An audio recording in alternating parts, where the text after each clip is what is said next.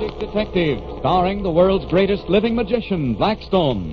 He tells you the inside story of The Knife from the Dark. And right after the story, Blackstone will show you tricks that you yourself can perform.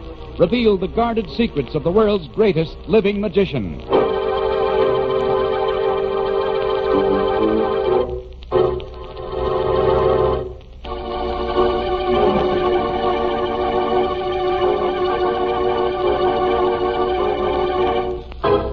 And now, stand by for Blackstone, the Magic Detective. Rhoda, stand back there against that panel. That's right. And now, Don, if you'll turn the lights off. What are you going to do, Blackstone? He's going to throw knives at me in the dark. What? Oh, come now, Blackstone. Nobody can be sure enough of their aim to throw knives at someone in the pitch blackness. Oh, he'll do it all right. I hope. Why, it's suicide, murder, or something. Turn the lights off, Don, please. Well, all right. I think this sort of makes me an accessory before the crime or something. Now, for the first knife. You ready, Rhoda? Ready.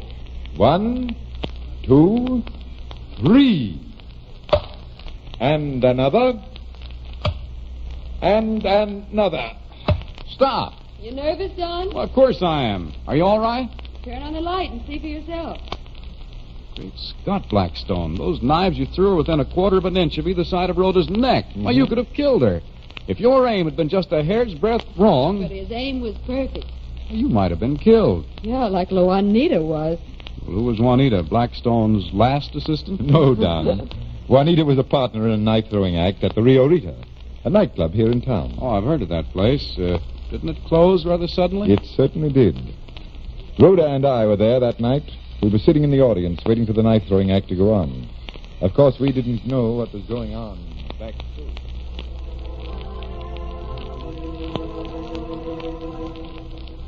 Juanita, you're my wife, and I want you to remember it. Stop playing around with Lafarge. Oh, you're crazy. I never even looked at the guy except in a business way. He owns this cafe. Don't forget that. I'll handle all the business dealings for this team. Oh, I'm sick and tired of your insane jealousy, Carmel. I'll see who I want to see and do what I want to do. You're forcing me to play around with Lafarge with your accusations. That's a good one. I suppose you don't flirt with him every chance you get. Oh, you wouldn't even believe me if I told you, but Lafarge asked me to go away with him, and I refused. Fat chance of that being true. Oh, I didn't think you'd believe me. You'll lay off him or I'll kill you and him, too. I swear I will. Oh, fighting you two? Shut up. Juanita and I are finishing out our week, and then we're quitting. I won't have you fooling around with my wife. We'll discuss this later.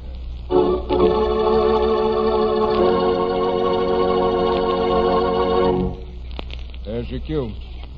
Ladies and gentlemen, it gives me great pleasure to present the one and only... Oh, you fool, Carmel. We could have played here for 6 months. It's the best spot we've had in years, and you know it. We're on. Hurry. The one and only Carmo, the miraculous knife thrower, and his lovely Juanita.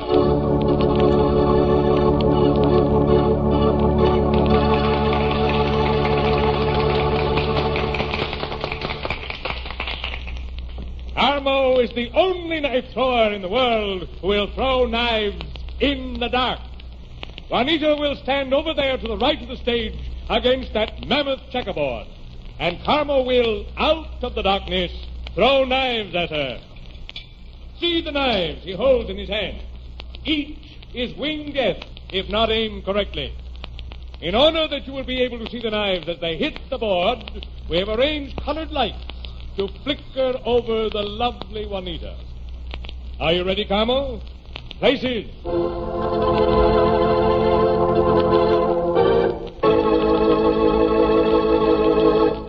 Turn out the light. And now, out of the darkness, the knives will start flying. Carmo is winding up to the throw. There. And now another. And now another. And again. The lights. Turn on the lights. Oh, Juanita's hurt. She's dead. Oh. Look, that last knife is in her heart. Juanita, the knife killed her. Stop him. Stop, Carmo. He did it. He killed her. You. I'll get you for this. Call the police, someone. Oh, poor Lafarge. He had to shoot Carmo in self-defense. Ladies and gentlemen, I'm sorry for what has happened. You all saw how I had to shoot this poor man in self-defense. We're calling the police. If you will take your seat for a few moments. Let's... I want to see that board. Why, certainly, but I don't see... Come, Rhoda, up on the stage. Really, Mr. Blackstone? Stay where you are, Lafarge. I want to test that board. Now that your men have carried away poor Juanita, I want to put Rhoda against the board. Blackstone. Do as I say, Rhoda.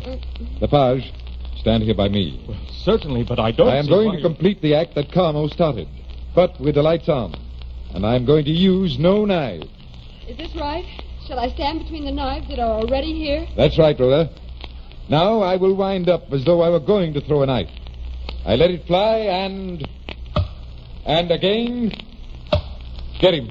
Get Lafarge. Lafarge, you killed Juanita.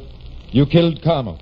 So he couldn't testify that his act was a phony and pin the murder on you.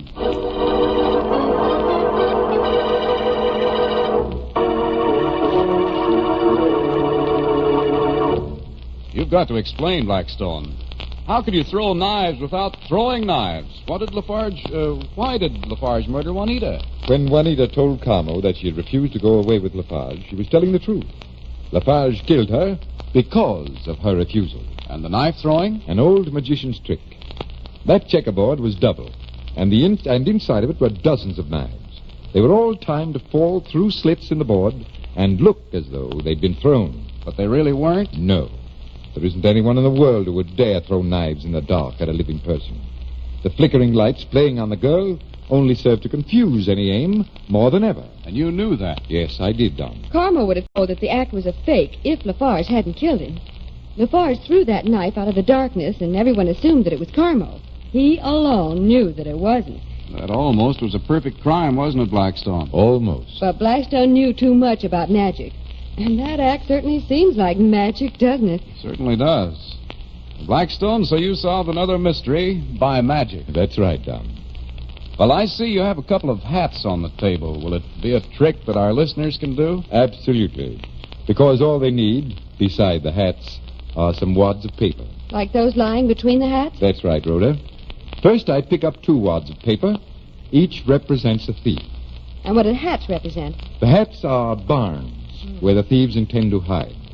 I drop one thief in a barn on the right, another in the barn on the left. Well, that's fair enough. What are those 2 other wads of paper on the table? They are the sheep. Exactly 5 of them, Don, not 2, 5. Now the thieves begin to steal the sheep by calling them into the barns. Now watch how I put the 5 sheep in the barns.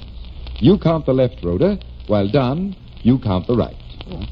One in the left, One on the right, one in the left, one on the right. one in the left. And all 5 sheep are in the barns. Now, just about this time, the thieves hear the farmer coming. What do they do about that? They chase the sheep out again. Count the paper wads as I take them from the hat. One from the left, One from the right, one from the left, one from the right. one from the left. There are the 5 sheep, loose again. So the farmer went away. And did the thieves call the sheep back? They did, right into the barns. Here they go, so count them as I put them in the hats. One in the left, One on the right, one in the left, one on the right. and one in the left. So, there we are again. Each thief in a barn with a few stolen sheep. But this time the farmer came around and looked into the barn. And I suppose he found the thieves and the stolen sheep. No, he didn't. In one barn, he found only the 2 thieves. Here, Don, you look in your hat. Why, there's only 2 wads of paper. What became of the sheep? They're over in the other barn, Rhoda. All of them. Look in your hat and you find... The 5 sheep all in one hat. But that's impossible. Impossible, but there it is. And if you can't figure it out, Rhoda, I'll be back later to explain it.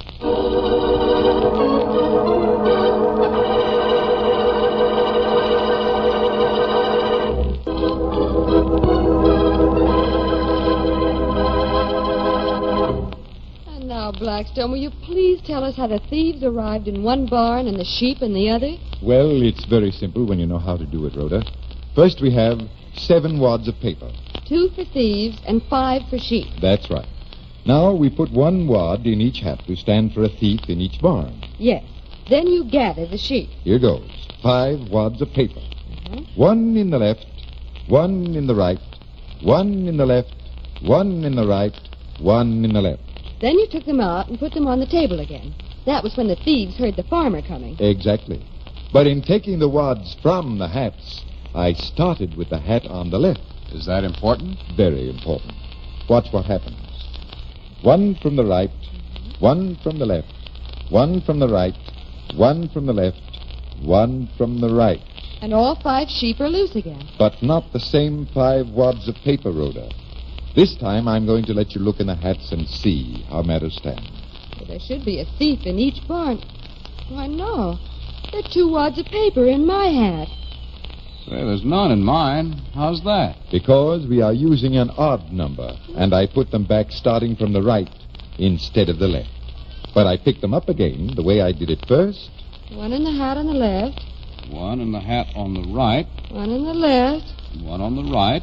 1 in the left. And there you have them. 2 wads of paper in your hat, Don. The 2 thieves. And 5 in your hat, Rhoda. The 5 sheep. And there is the answer to the mystery. If our listeners try it, they will find it works as easily for them as it did for me. I hope you like that trick, ladies and gentlemen. And until next time, this is Blackstone saying good magic. Next time, when the world's greatest living magician, Blackstone, tells us the story of Death in the Crystal and explains more tricks that you yourself can perform.